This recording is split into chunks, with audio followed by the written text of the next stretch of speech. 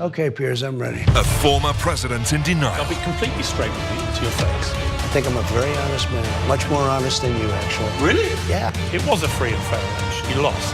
Only a fool would think You that. think I'm a fool? I do now, yeah. With respect. Excuse me. Okay, but with respect, The you have legislature- produced the hard evidence. Excuse me. The most explosive interview of the year. I don't think you're real. It's realize just I'm not like- very I dishonest. just- Let's finish up the interview. Morgan versus Turn the Trump. camera up. Very dishonest. Oh, it's the clash of the titans, and by now you've probably seen that. It went, viral. Like it was trending on Twitter yesterday. Piers Morgan getting into it with Trump, and apparently getting so under his skin that Trump just storms off. But if you're familiar with Trump, but especially if you're familiar with Piers Morgan, I don't know, maybe you felt like I did that. Are we sure this is presenting an accurate idea of what actually happened? In fact, yesterday when I was on the Young Turks with Ann Kasparian, I expressed my concerns about what might really be going on, as you'll see in this. First of all, this is all PR. Look, I can be proven wrong. It's Trump and it's Piers Morgan. These are two people who are known to only think about promoting themselves. Everything they say and do is based around that. Are we 100% sure that they didn't cook this up? Or that at least Piers didn't cook it up? No, we're not 100% sure. And you're right. I mean, but all of that is designed to get you to watch. I got news for you. Yes. That is by far the only interesting part of the interview. Whatever Trump says is just gonna be the same thing you've heard. So enjoy that trailer, do not watch the show. And I would like to stick with that. When it eventually does come out in just a few days, I'm not even gonna tell you the day it comes out because I don't want you to watch it. Don't watch it. But also, yeah, it's looking like, no, that was not an accurate depiction of what actually happened. And the evidence of the perhaps artifice being used in crafting that trailer has come out in multiple phases, starting with this statement by Donald Trump, who says, Piers Morgan, like the rest of the fake news media, attempted to unlawfully and deceptively edit his long and tedious interview with me.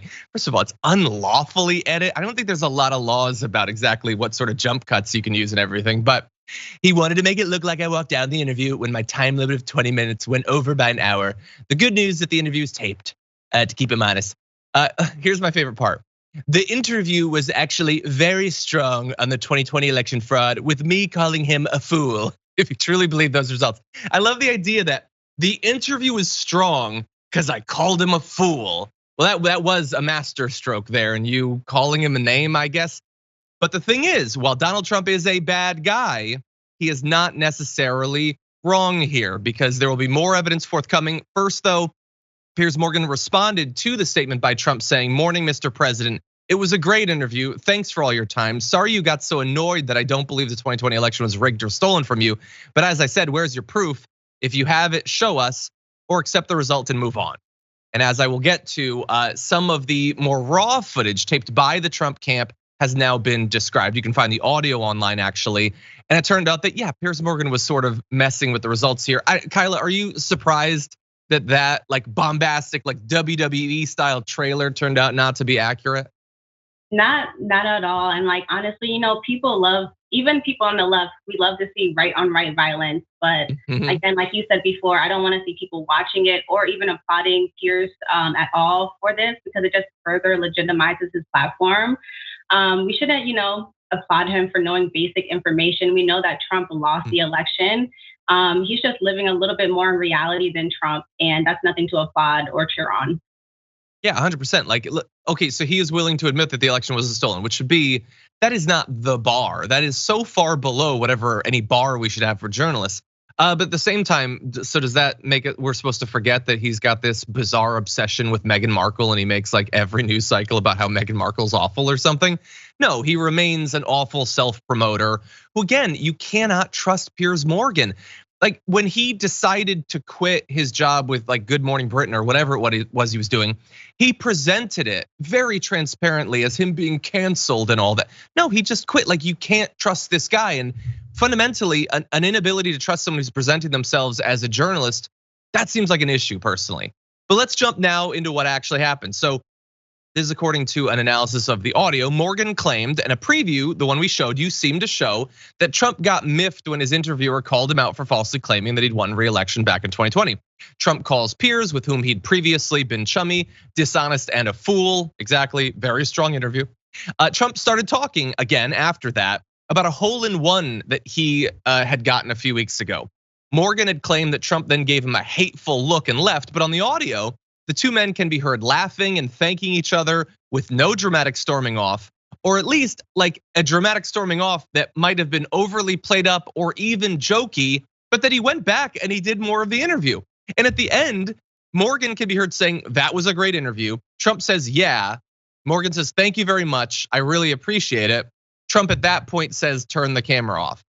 And the Trump team are now claiming that the preview was deceptively edited to imply that he stormed off when it didn't actually happen. In fact, the "turn the camera off" is being presented as early on. It happened at the very end of the. It's just, it's so dishonest. And I don't know how many people were gonna watch it anyway. This was a desperate attempt to get people to watch it, Kyla, but it's just, you should be able to expect a little bit more honesty even out of someone like Piers Morgan.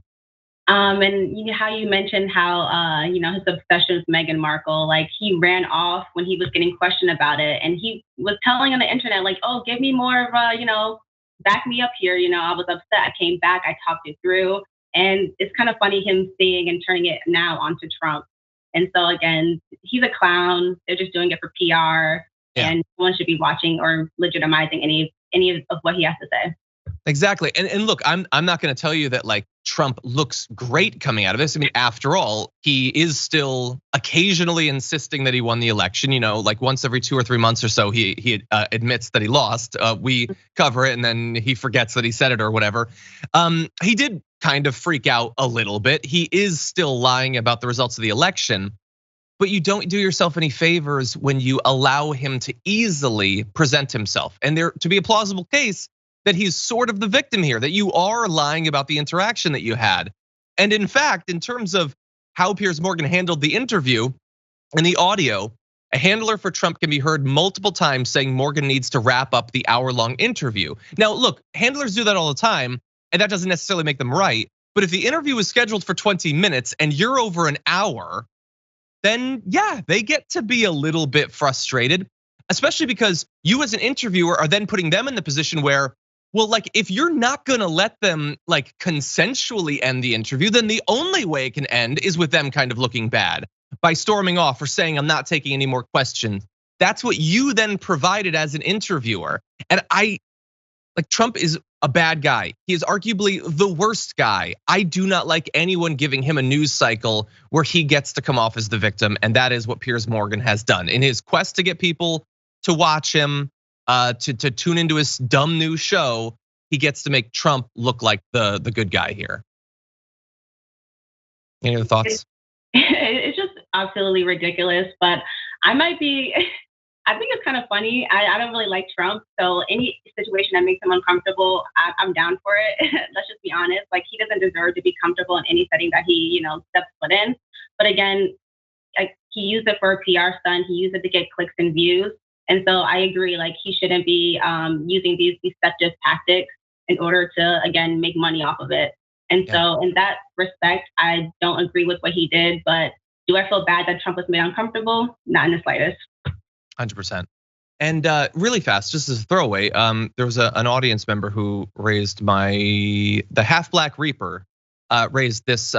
Trump is about to do a rally in Nebraska with Herbster, the candidate Charles Herbster that we talked about last week, who is facing allegations from multiple Republican women that he groped them at parties and things like these. Are multiple Republican politicians, women that say he groped them. Trump is about to do a rally to get that guy elected. But instead of the news cycle being about that, Piers Morgan trial, like I know it's really frustrating. This is a terrible guy. Focus on that, not on trying to get yourself promoted. As I always say, the news is not about the people discussing the news. If it is, it ain't news anymore. It's reality TV with a newsy kind of tone, and that's it.